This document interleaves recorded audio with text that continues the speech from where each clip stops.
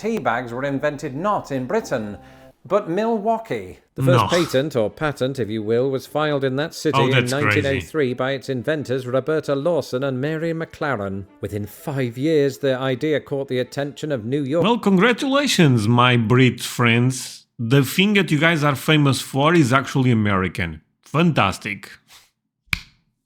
What's up, my friend? Today I'll be reacting to 6 British things that are actually American. Okay, let's check those. But before I go into that, can I ask you for one thing? If you can leave a like, thank you so much. It's the best way to show support. If you can subscribe, well, in that case, forget about it. You make my day. Have that in consideration. Now, link for the original video in my description. You guys end up recommending this one a lot. I love Lawrence. Give him some love. Let's play it. Hello, I'm Lawrence and I'm on a quest to uncover all of the memos that Britain and America lost in the pond. And one of those memos pertains to things and stuff. Specifically, things and stuff that are widely synonymous with one country, but unbeknownst to most of us, were invented in the other. Okay, let's see it. Today, we're going to look at 6 British things that, against all odds, are actually American. And you might be wondering, Lawrence, you're British. To be honest, I have no idea. Actually, I have a small idea what I should expect in one, because I saw the thumbnail and there is a bag of tea. No chance a bag of tea is American. No chance. I would not believe on that. But the others, I don't know. British, why would you choose to show up your country in favour of the United States? True. Well, firstly, you hypothetical person, my official nationality is British American. And secondly, and European. I recently gave Britain its due in the much heralded video 6 American things that are actually British. I'll link to that video at the Should end. I watch that? And if you would like to be alerted about all future videos and haven't had a chance to subscribe to this channel, do that now. Okay. In the meantime, allow me to inflate your brain with facts so beautiful they belong in the Louvre or the discount bins at Walmart. When I first moved to the United States all of those years ago, people would ask me, Lawrence, apart from your family and your... I believe Bontimare is a chocolate with... I forget the name of the fruit, actually. But let's see Yorkshire puddings, what do you miss most about Britain? And my answer was always the same. British chocolate. I mean, sure, your average American grocery store might carry 1 or 2 Cadbury bars and mini eggs. But Crunches, Twirls and Whisper bars were a lot harder to come by. However, America's confectionery aisles did contain one divisive British chocolate bar that I happen to love. Bounty. Okay, fantastic. Exactly. It's exactly this that I was thinking. You know what? I love this chocolate. I really do. To be honest, recently I've been not seeing this for sale, but when I was a kid, this was crazy popular. And this was one of my favorite. In Portuguese, the word is coco. Is coconut? Something like that, right? Oh, I love this one. This is American, really? Okay, I did not know it was British, to be honest, but okay. Bounty. Okay, fantastic. I can live with that, except 2 of the things that I just said are completely and utterly a little bit false. The Bounty, a chocolate-covered coconut-filled fixture of UK sweet shelves, is not actually British at all, but American. And I know what you're thinking. Ooh, Lawrence, Britain sells M&M's, Snickers, and countless other American top sellers. What makes Bounty so special? And in some respects, you raise a valid point, especially since the wrapper is plastered with obviously Hawaiian imagery. You see, I was just thought that this was a product of fantastical marketing. Kind of like how Britain came up with the world's most famous bears despite the total absence of bears in the British wild. Furthermore, this one is special in part because of its name, which brings me on to lie number 2, the truth of which is this. Americans don't call them Bounties. Here, the bar is branded differently depending on whether it's light or dark chocolate, with the names Almond Joy and Mounds applied respectively. Both were launched in the first half of the 20th... Are those chocolates popular in America? Because Bounty was really popular here. century in the United States. And it was only a few years later, in 1951, that Mars Incorporated, which had no trademark attachment to the American varieties, launched Bounty in the UK and Canada as straight-up imitations. Oh, that's crazy! This is fascinating to me, my friends. I was not aware of this at all. Okay, so my favorite chocolate growing up was actually an American one. Amazing, I love America, even more now. Oh, wow. Bluebirds. Sandwiched in between the launch of these sugar-laden chocolate bars was an even bigger Nice killer. cat. World War Part 2. Thankfully, as an antidote to the horror and misery unfolding before them, both countries found comfort in music. Most famously, American band leader Glenn Miller was hugely popular on both sides of the Atlantic, to the tragic extent that he disappeared over the English Channel in 1944. As it happens, Britain's most lauded wartime music icon herself became synonymous with the English Channel. In addition to singing the famous World War II hit and Dr. Strangelove outro track, We'll Meet Again, Vera Lynn soothes Britain with the equally hopeful White Cliffs of Dover. As the Luftwaffe homed in on Britain, who wouldn't have found comfort in the prophecy, there'll be bluebirds over the White Cliffs of Dover? Well, for one, I'm a bit lost on this one. So those are popular songs, right? ornithologists, because there are no f***ing bluebirds in Britain. In fact, they're entirely endemic to North America, which also appears to have been true of the song's lyricist. After it was You know what I was about to say? I never saw a bluebird. I may cry if I see one. That seems so beautiful. But yeah, I guess makes sense that I never saw one. released, New Yorker Nat Burton insisted he didn't realise that England didn't have bluebirds. Still, nice sentiment, Nat, if that is your real name. Anyway, speaking of iconic anthems, that brings us on to this. You Will Never Walk Alone. No chance. No chance. This music is for Liverpool fans. This is very famous even in my country.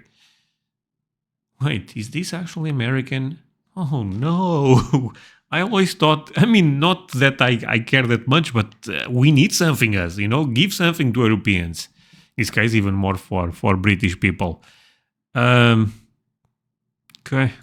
Few things are more British than football, a sport whose origins can be traced back to ancient China. Really? Okay, fine. Okay, but even football is not European. Oh my god, okay. Chinese. Oh.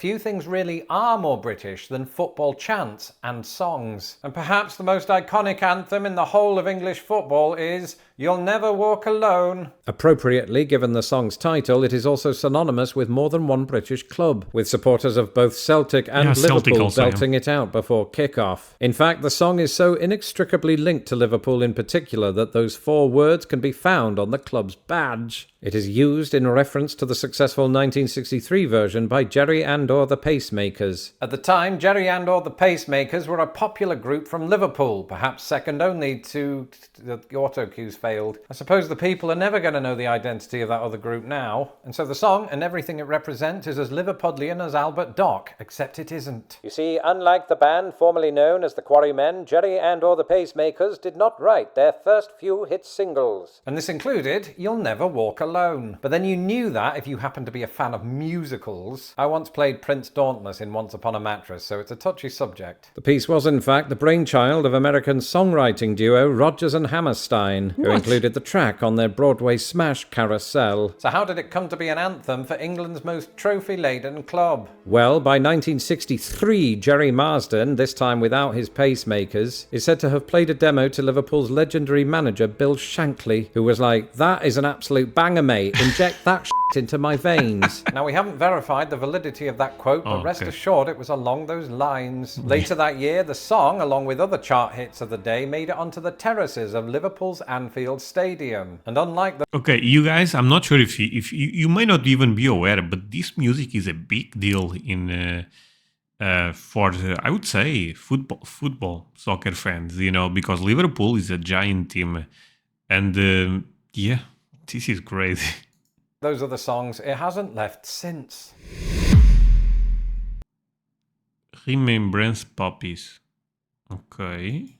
That's right, even the poppies that are worn by us Brits in the lead up to Remembrance Day aren't actually British. But don't take my word for it. Instead, here's me from a year ago discussing it on a YouTube short that you probably missed. Moina Michael was an American professor who pioneered the idea of commemorating soldiers with the red poppy. She'd been inspired to push for it after reading the famed poem In Flanders Fields by John McCrae, himself a Canadian lieutenant colonel. While teaching a class to disabled World War I service congressman at the University of Georgia, Moyna saw an opportunity to engineer financial support for the wounded by selling poppies. As a result of her efforts, the American Legion Auxiliary and the British Legion Appeal Fund both formalized the poppy as a symbol of remembrance from 1921. While Britain widely persists with the symbol more than a century later, America has long since phased out the November 11th poppy, with some choosing to wear one during May's Memorial Day. Thanks, past Lawrence, my neck hurts. And now, just like my mate Daz after an hour on the beach, we go from something red to something even more red.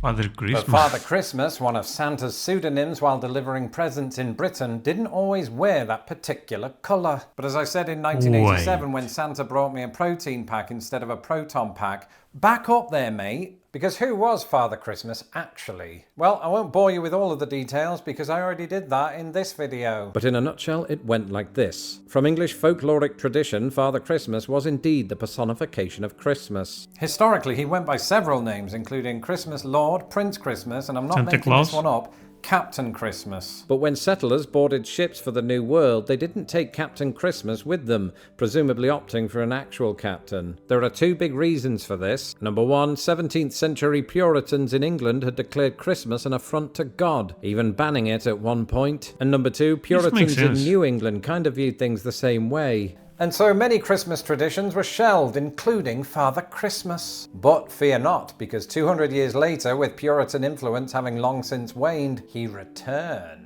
However, by the time he was revived by the Victorians, who often depicted him in green robes and a crown ordered on eBay, the US had moved on to other things, such as the Dutch figure Sinterklaas. And at this point you might be thinking, so... Okay, I'm actually learning a lot on this video. Okay, this is fascinating. Leave a like if you are also learning something, because I really like this type of videos. What, Lawrence? You lied to us. All this tells us is that Father Christmas is still British. Correction.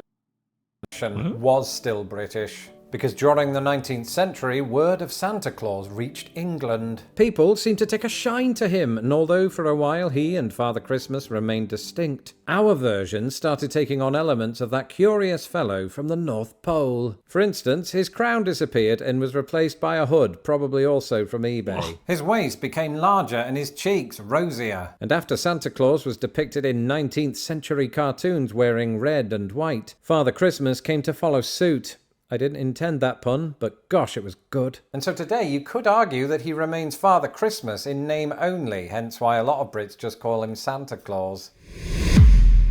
Okay, this is crazy. When you hear the word tea, there's only one country that comes to mind, Britain. I've just realised that's 3 countries. Nonetheless, the British fixation with tea is very real, dating back to the 1660s when it was brought to England by Catherine of Braganza, the You know what, if this is true, this will make me question the entire world. I will start believing conspiracy theories and stuff like that. No chance tea is not... No chance.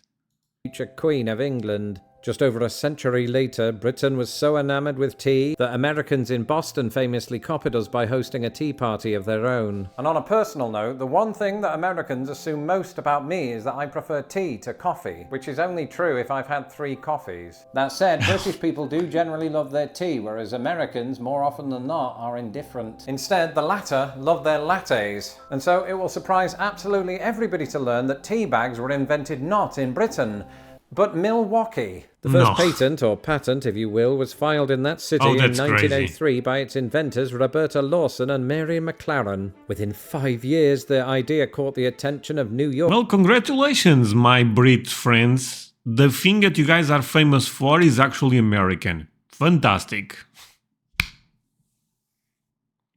What? Importer Thomas Sullivan, who subsequently had them shipped around the world, the tea bags, not the inventors. Today, tea bags are a common household item in Britain, but Yorkshire tea, which is manufactured 80 miles from anywhere in the world, to be honest, because I also have a lot of those in my house. My English hometown, owes everything to 2 people 80 miles from this one. It's Behold, crazy. US patent 723287, the tea leaf holder. Is that what it's called? You guys know this? Conclusion? And so, if I... Conclusion is also something that is American. learned anything from this two-part series, it is that both of my homelands have a rich history of influencing each other. In many ways, our special relationship feels more like one of siblings. We might squabble from time to time, but it's only because we can't stand each other. Soon I'll be looking at recent words that Britain took from America and vice versa. In the meantime, if you haven't seen it yet, here are 6 American things that are actually British. So watch. You know what? Leave me the number 6 if I should react to that on the comments, because that could be funny. But this one was fantastic. I mean, Lawrence really have some crazy talent to do this type of videos, you know.